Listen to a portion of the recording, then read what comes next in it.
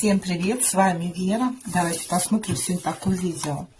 Что стучится, гремит на пороге вашей жизни, стоит. Старинное такое гадание. Будем смотреть.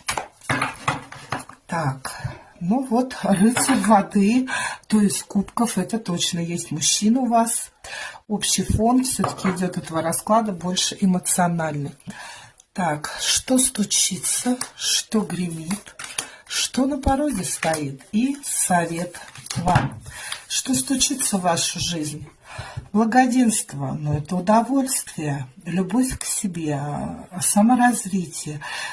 Будете заниматься тем, что будет доставлять вам удовольствие. То есть у вас эмоциональная сфера вообще отличная, да, плюс еще нижняя карта как бы идет тоже достаточно такая эмоциональных энергиях. Так, что гремит? Императрица. Императрица гремит. Статус ваш поменяется.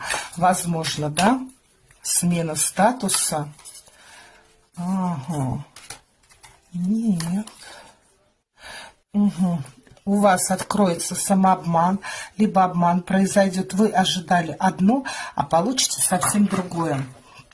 То есть, если узнаете либо о том, что у человека две вас, две женщины, вмешательство третьего лица, вскроется обман, измена какая-то, подлость, либо от женщины, от какой-то, смотрите, будьте аккуратны, что вам в ближайшем будущем можете подлость от какой-то женщины к вам прийти. Так, что на пороге стоит? Наслаждение. Ну, в любом случае, встреча, наслаждение. Смотрите, как карта разговаривает. У кого-то это треугольник, да? Угу. Найдете баланс, будете, все будет по справедливости в вашей жизни, справедливость войдет в вашу жизнь. И что на пороге стоит, это то, что вы найдете мир, покой, гармонию и баланс внутри себя. Любовь к себе, к своему саморазвитию.